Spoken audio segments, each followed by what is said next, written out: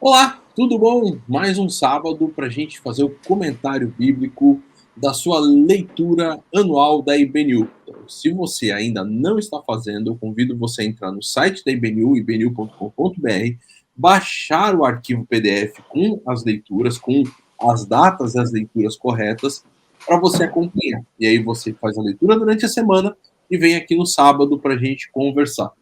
Como que funciona isso? Eu e o Daniel estamos aqui, nós vamos conversar sobre o que nós lemos e você conversa com a gente colocando nos comentários aí as suas impressões, aquilo que chamou a sua atenção para você participar conosco. E é isso aí, né, Dani? Hoje temos aí o livro de Ezequiel. É isso aí, Dilean. Muito bom estar aqui. E vamos para mais esse bate-papo. Tenho certeza que vai ajudar a gente a ter uma compreensão melhor aí do texto e até boas aplicações aí para a nossa vida, para a nossa caminhada cristã. Vamos lá. É isso aí. E a gente começa, então, a gente terminou. Na verdade, a gente fez meio que só uma introdução no sábado passado sobre esse profeta Ezequiel. É um profeta do período do exílio, ou seja, o povo está no exílio, está ali na Babilônia. Você vê, inclusive, que ele é chamado, ele está ali no rio Quebar, que é um rio ali da Babilônia, e nesse momento há uma sequência de informações que são extremamente importantes. O texto fala sobre, por exemplo, o tipo de povo para quem ele vai falar, um povo duro, com uma cerviz dura, um povo bastante complicado. E, de certa forma, a gente vê que há uma série de destruições, né? Há uma série de problemas que o texto está apresentando. E o capítulo 9 ele vai mostrar uma visão de um escriba, ou do escriba mesmo aqui, sobre a intensidade dessa punição que vem sobre Jerusalém. E aí é bem interessante a forma como as coisas acontecem, porque você vai perceber que há muita linguagem meio que apocalíptica, né? Há muita linguagem assim extremamente, vamos dizer assim, surreal, sobrenatural.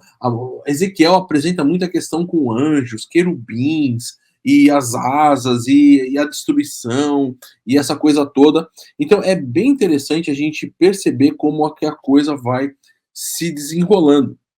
E o que eu acho marcante, bem interessante agora, é você perceber, por exemplo, que entre o capítulo 13 e o capítulo 19, uma boa parte aqui, você tem 7 grandes mensagens que vão explicando os motivos, quais foram as causas, o porquê que Deus está enviando essa destruição contra Jerusalém.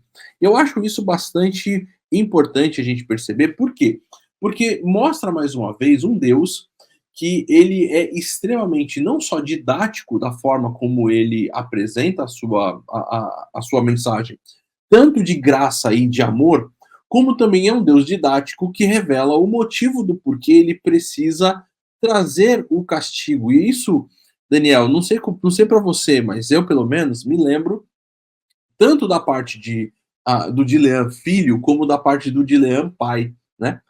Dos momentos onde eu estive com o meu pai, que inclusive esteve aqui com a gente há alguns sábados atrás, participando do vídeo, dele chegando para mim e falando: olha, é o seguinte, você fez isso, isso, isso, isso, então o seu castigo vai ser tal. E ele começa a explicar a intensidade do castigo, inclusive por causa da intensidade da traquinagem, vamos dizer assim, do que aconteceu, né? E isso eu trouxe para mim também como pai. Eu lembro de sentar com a Juju, com a Sassá, e falar para ela: olha, é o seguinte. E aí, em vários momentos, inclusive, eu lembro de não só como filho falar, mas também como pai ouvir: mas isso que você está falando é muito injusto, né? É muito duro, é muito pesado o que você está propondo como castigo. Eu falei: então vamos analisar o que foi que aconteceu, e aí vamos propor aqui qual seria o castigo justo para esse tipo de coisa que aconteceu. E é interessante que Deus ele leva o seu profeta, então, a esmiuçar, vamos dizer assim, o erro de Jerusalém para poder apresentar. E ele coloca isso em várias instâncias, né? Ele vai colocar, por exemplo, os falsos profetas, que nós já vimos em Jeremias também, e como eles apresentavam uma mensagem que era errada. ele vai falar sobre a idolatria, né? Então, o capítulo 13 fala muito sobre os falsos profetas, o capítulo 14 sobre a idolatria, no capítulo 15 tem aquela parábola da videira, que mostra a infidelidade de Jerusalém. Depois, no capítulo 16, ele vai falar da parábola do adolescente, né, da adolescente desviada, que também vai mostrar ingratidão de Israel com o amor de Deus. Enfim, ele vai, inclusive, de uma forma bem Sim. didática, apresentando essas parábolas, mostrando, olha só como a coisa ficou complicada. Diga Dani. É. Então, não, eu acho interessante tudo isso que você estava falando, né, da parte da correção, quando o pai corrige o seu filho e tudo mais. E uma coisa que me chama muito a atenção nesses textos que até você já acabou de introduzir aqui, né, e falar um pouquinho sobre o assunto que está sendo tratado neles. Eu acho interessante como esses textos eles vão tratar de uma situação de idolatria, que é um pecado extremamente grave, e Deus vai mostrar a sua indignação com esse pecado, porque não deixa de ser uma traição do relacionamento que o povo deveria ter com Deus, um relacionamento para o qual Deus havia chamado o povo ali no Êxodo. É, o povo se comporta dessa maneira e Deus ele vem mostrando a sua soberania, mostrando como ele está indignado com essa situação. Ele anuncia os seus atos de justiça, que vão ser esses castigos com relação ao povo de Israel, mas a gente poderia pensar assim, poxa, Deus está sendo muito duro, que nem você falou, né? Será que Deus não está sendo muito, enfim, a mão dele não está pesando demais nesse castigo? Mas o curioso é que, se a gente parar para pensar, toda vez que Deus ele vem anunciando esses atos de justiça, especialmente aqui no livro de Ezequiel, que a gente está tratando agora, a gente vê Deus ao mesmo tempo anunciando uma mensagem de restauração. Porque toda essa questão, que nem você falou, né, do pai que corrige o filho, ela não tem por objetivo fazer com que o filho se perca para sempre, mas é exatamente uma correção, é a correção do caminho. Então, essas pessoas estão indo por um caminho que é um caminho de destruição. A gente pega, por exemplo, a gente acabou de sair de Jeremias e de Lamentações. Lá em Lamentações, se você se lembrar da leitura que você fez, você vai ver as coisas horríveis que as pessoas acabaram fazendo, até por consequência desses atos de traição com relação a Deus, essa idolatria. E ainda assim, Deus ele fala: olha, o povo vai para esse exílio. Estou dando um exemplo aqui né, do que Deus vai falar no capítulo 11 de Ezequiel. É, Deus fala desse julgamento dos líderes de Israel, mas ele ao mesmo tempo promete que Israel vai voltar para essa terra e, ao longo do texto que a gente está tratando aqui hoje, desses capítulos que a gente está tratando aqui hoje, Deus ele está sempre anunciando uma restauração. Então, eu gostaria até de lembrar, né, do texto de Ezequiel 11, 19 a 21, porque ali, nesse ponto, Deus ele fala um negócio que é muito tocante, porque você vê toda essa indignação da parte de Deus, Deus anunciando a sua justiça, anunciando o exílio, etc. E aí Deus vem nessas palavras e ele traz uma palavra de restauração que eu acho muito legal a gente lembrar. Lá em Ezequiel 11, 19, vai dizer assim: darei a eles um coração não dividido e porei um novo espírito dentro deles. Retirarei deles o coração de pedra e lhes darei um coração de carne. Então agirão segundo os meus decretos e serão cuidadosos em obedecer às minhas leis. Eles serão o meu povo e eu serei o seu Deus. Quer dizer, a todo tempo, Deus ele não tem uma ira vingativa no sentido humano de destruir, de querer prejudicar quem te prejudicou. Mas é uma justa indignação que ele está manifestando e, ao mesmo tempo, anunciando o caminho para que esse relacionamento que foi rompido por Israel seja restaurado. E isso é maravilhoso, porque é um reflexo do que o próprio Deus vai fazer através de Jesus, ali na cruz, porque Jesus na cruz ele está restaurando, religando o nosso coração com o coração do Senhor. E eu acho isso bastante interessante, como o livro de Ezequiel ele ecoa toda toda essa justiça, toda essa indignação, mas ao mesmo tempo propósito de restauração para a nossa vida. E Exato. daí a gente pode ser levado à seguinte conclusão: se eu pequei, se eu cometi algum ato errado na presença de Deus, Deus ele está me chamando para essa restauração de um relacionamento correto com Ele, né? E eu tenho certeza que você que está assistindo a gente, através das palavras de Ezequiel, você pode se lembrar de que Deus te chama para uma restauração do relacionamento com Ele. Amém. Legal. Muito bom. Eu vou ter que voltar um pouquinho, eu sei que você já avançou, mas porque para mim tem um ponto específico dentro da história desses capítulos que para mim é uma marca daquilo que eu, enfim, preciso refletir. O capítulo 10, eu estava falando na apresentação e eu ia chegar nesse ponto que para mim é um dos pontos mais fortes do livro. Capítulo 10, ele fala sobre o momento onde a glória de Deus é retirada do templo. E por que para mim isso é tão interessante, pessoal? E para mim eu quero refletir aqui um pouquinho com vocês. A gente precisa lembrar um pouquinho da história, né? E aí o que você vai ter? Você vai ter um povo que foi chamado desde ali do seu patriarca Abraão para caminhar com Deus, né? Você vai ver, por exemplo, interessante que não como era no Éden com Adão, que Deus vinha e conversava com Adão ali no entardecer do dia, né? Mas você tem com Abraão Deus propondo um relacionamento bastante novo, bastante diferente com o ser humano. Por quê? Porque você vai ter, por exemplo, a visita de Deus com Abraão quando ele está ali nos carvalhais de Mamre, né? Inclusive, não só é um tempo de bate-papo, mas é um tempo até de alimento, né? Deus vai para comer um churrasco junto com Abraão e a sua família. Então, assim, é algo muito significativo aquilo que a proposta daquilo que Deus está construindo com esses descendentes de Abraão, ela representa.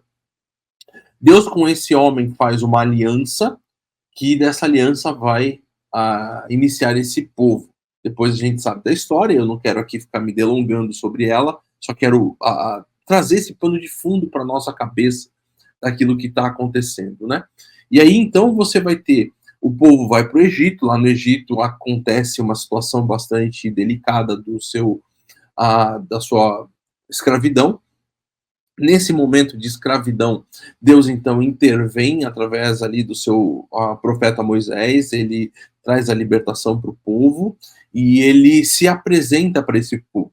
Ele se apresenta como um Deus que tem nome e como um Deus que quer, mais uma vez, agora não só caminhar com uma pessoa, mas ele quer caminhar com o povo. Ele vai se apresentar como coluna de fogo, coluna de nuvem, para andar com o povo, para que esse povo o siga como uma ovelha vai seguir o seu pastor. Ele vai apresentar um modelo de habitação. Ele vai mandar construir um tabernáculo, e nesse tabernáculo, então, é a presença de Deus no meio do povo. Tem as tábuas da aliança, tem a arca da aliança, né? As tábuas ali do concerto, a arca da aliança, que é a presença, é um lugar extremamente delicado e importante, tanto que o próprio sumo sacerdote só vai entrar uma vez por ano. Depois disso, esse povo continua caminhando até ter um rei. Esse rei, então, passa por Saul, passa por Davi, um rei que é chamado segundo o coração de Deus, que olha e fala: eu não vou habitar num templo e num palácio e Deus naquela tendinha. Vamos construir um templo digno para esse rei. Nós sabemos a história, não é ele que constrói, é o seu filho Salomão, e nós temos também com Salomão essa chegada da presença de Deus, a glória de Deus que vem e enche todo o templo, e agora ela faz parte disso. O que basicamente é essa ideia? Esse é o povo onde a presença de Deus está no meio dele.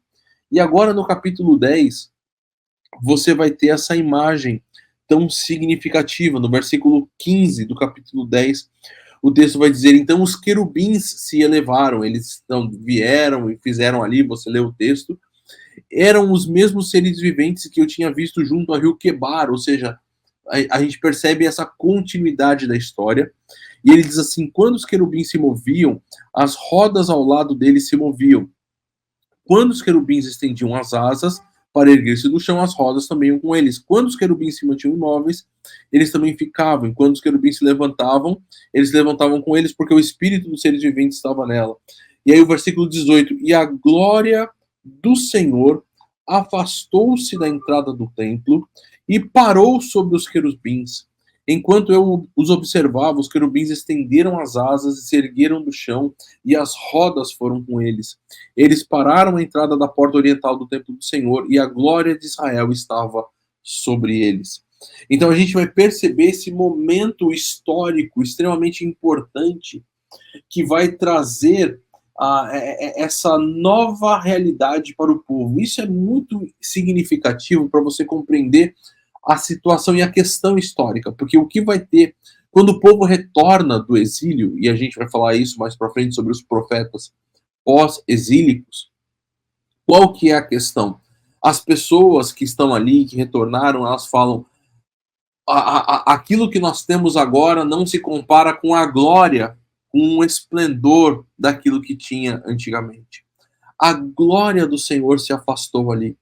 E isso é importante porque, como o Dani colocou, né, essas conexões com o Novo Testamento são extremamente significativas.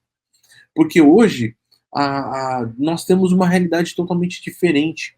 Porque o que o Novo Testamento nos ensina é que eu, o Dani e você somos o templo do Senhor. Ou seja, nós temos a glória dele. É uma glória que não é nossa, é uma vitória que não é nossa, porque afinal foi Jesus que venceu a morte, que venceu o pecado, que venceu tudo. Mas nós temos essa glória, nós somos o templo, nós temos a habitação, aquilo que era tão almejado, que era tão, vamos dizer assim, desejado pelo povo daquela época, agora é disponível para viver em nós. Nós temos essa glória, nós temos o Espírito Santo habitando em cada um de nós. E essa, então, mudança de paradigma daquilo que era o desejo e até mesmo toda todo o mal, porque a grande questão do pecado é exatamente esse afastamento de Deus. Então, seja ele por ouvir os maus profetas, seja ele por causa da idolatria, seja ele pelo que for, a grande questão é ele nos afasta de Deus. E o afastamento de Deus é algo que nos traz tristeza, nos traz insegurança, nos tira a esperança. E agora a gente pode viver essa realidade de um nível extremamente profundo e particular. Não é mais a glória de Deus sobre a nação naquele templo, mas é em mim, é sobre mim, é sobre o Daniel, é sobre você. E eu queria te convidar a fazer parte disso realmente, né? A experimentar essa glória, a experimentar essa presença especial de Deus na sua vida, que nós vemos que foi perdida por aquele povo no capítulo 10. E não perca isso na sua vida também. Muito bom, muito bom. Guilherme, e até pegando um gancho nisso que você está falando, eu acho interessante essa questão que você falou da glória que deixa o templo e como isso é comparável a essa glória da habitação de Deus em nós hoje com a vitória de Cristo na cruz, porque uma pessoa que vive sem essa glória, que vive sem Deus, ela se encontra vazia. A gente percebe que as pessoas se encontra vazia. E é interessante como o texto, quando a gente lê Ezequiel e a gente percebe toda essa glória de Deus deixando o templo, até uma coisa que veio um pouco na minha cabeça quando eu estava lendo, né? É que assim, parece que o templo era um lugar radiante e brilhante. E depois que a glória de Deus deixa esse templo, ele fica em escuridão, ele fica em trevas, ele fica vazio, como um lugar triste e um lugar de memórias distantes, algo assim, como se fosse uma grande ruína mesmo, né? E é um pouco parecido com o sentimento que nós temos até quando nós estamos distantes de Deus. Quando não existe um relacionamento com Deus, um relacionamento verdadeiro, restaurado com o Senhor através de Cristo, é assim que a gente fica. E por isso que é tão importante a gente valorizar essa glória e essa, eu diria, essa forma com que Deus nos trata, especialmente a partir da ressurreição de Jesus, a partir da promessa do Consolador, como Deus nos trata, dessa maneira de nos restaurar mesmo, né? Eu acho que isso é algo muito valioso, muito precioso, que a palavra nos ensina. E aí você tinha falado já sobre essa questão da restauração, né?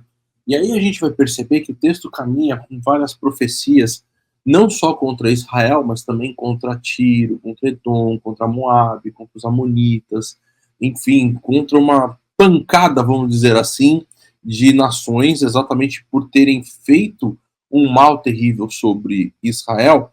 Mas a partir ali do capítulo 33, a gente tem que ir até o 39 hoje, a gente começa a perceber como a restauração vinda do Senhor, ela vai trazer uma novidade geral para a nação.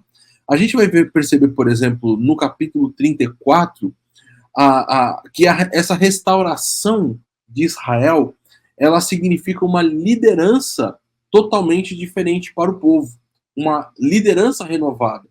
Então, o que a gente vai começar a perceber? A gente vai perceber, por exemplo, no 35, uma questão em relação aos inimigos históricos, a restauração no 36, o restabelecimento da aliança.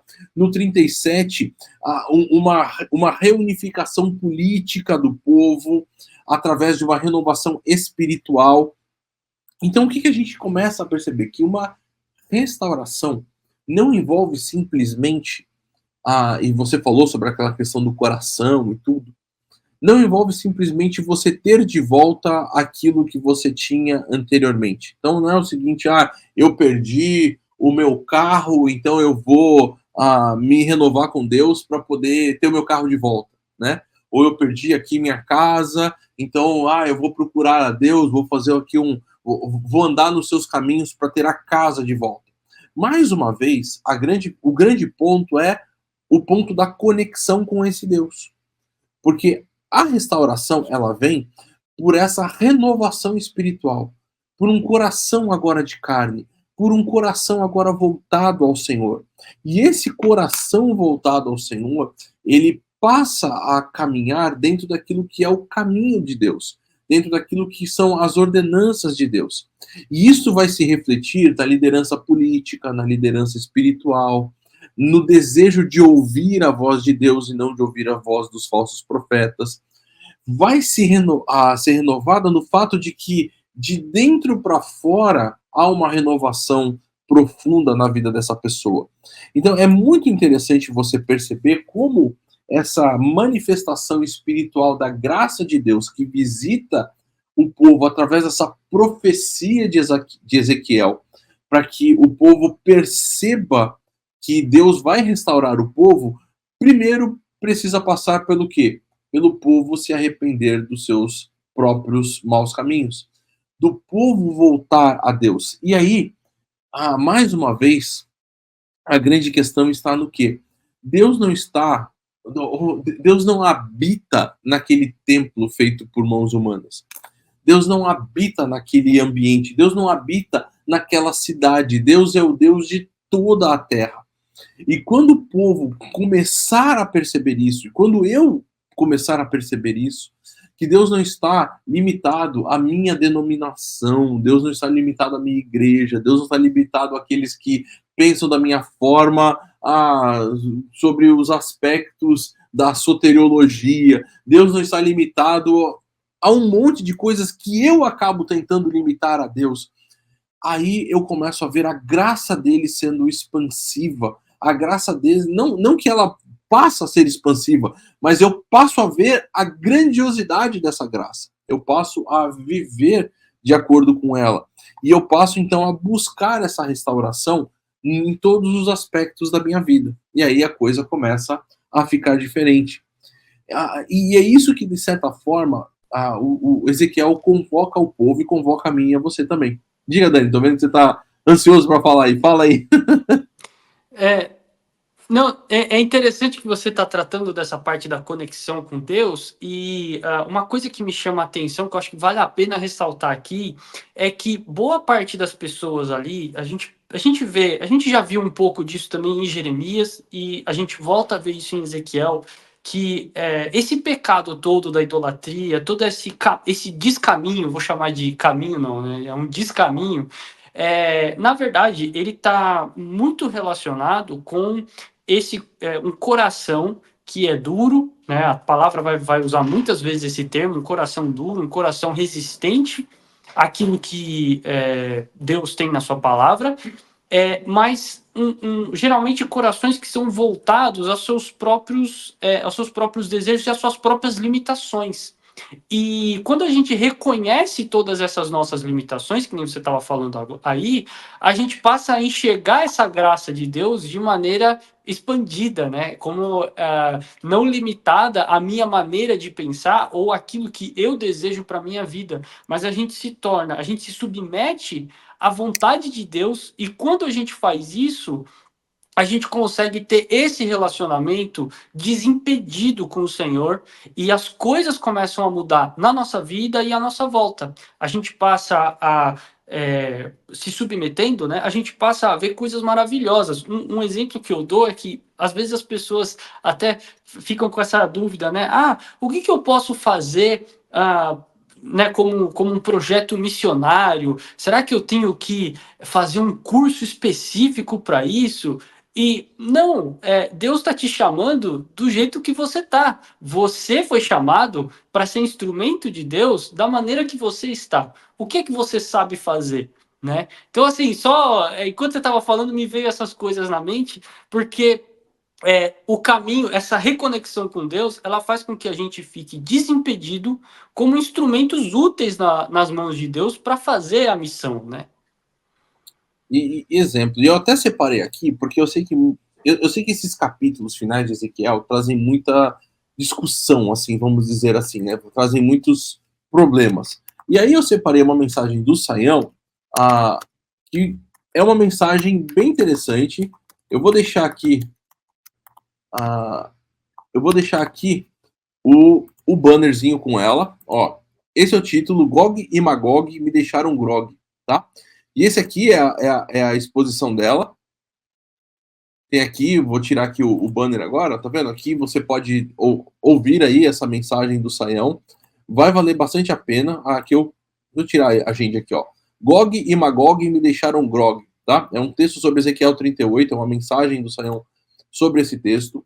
Eu creio que se você leu esse texto todo e falou assim, caramba, esse troço aqui é meio complexo aqui, meio complicado, e aí começa, eu já ouvi falar, o que é esse povo que vem do norte, esse não sei o que e tudo, e aí começou a falar, eu acho que é o gente igual, é o Daniel, né, e é esses caras que vem, e afinal o Daniel tá acima de mim aqui, então assim, é porque vem do norte, ele tá lá em São Paulo, eu tô aqui em Santos, tá pra cima.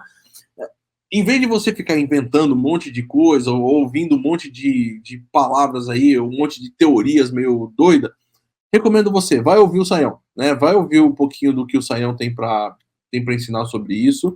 Ele faz uma exposição bem objetiva sobre esses textos aí do capítulo 38 e 39 de Ezequiel, e eu tenho certeza que vai te dar bastante luz a respeito disso, tá? Então, se você ficou com dúvida, Gog e Magog me deixaram grog, mensagem do Saião, eu tenho certeza que vai ser uma grande bênção para você.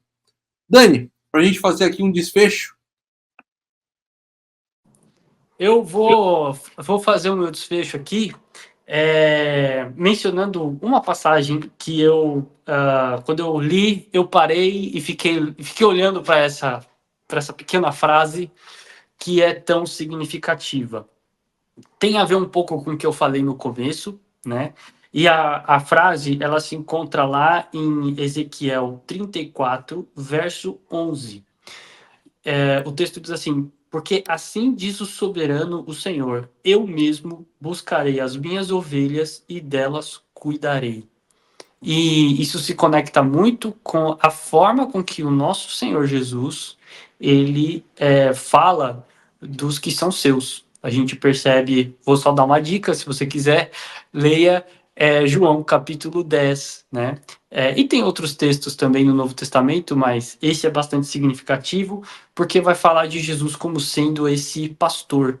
E o nosso Deus, ele olha para a situação deplorável de Israel, ele vê que tem pessoas que são mal intencionadas, mas ele também vê que tem pessoas que estão sendo enganadas. E esse nosso Deus, ele é tão maravilhoso que ele olha para essas pessoas enganadas e ele fala assim: ali tem gente que precisa de uma intervenção. E aí ele diz, né, que eu mesmo buscarei as minhas ovelhas e delas cuidarei. E isso ressoa em toda a Escritura, porque é isso que Deus faz. Deus vem em busca de nós, né? E toda esse caráter de um Deus que vem em busca, que nos ama e vem em busca de nós, apesar das nossas limitações, é o que demonstra o amor que ele está tentando, ou que ele está buscando nos ensinar, tá? Então, essas seriam as minhas últimas palavras nesse vídeo, e que Deus abençoe a sua vida aí que está assistindo, e é isso aí.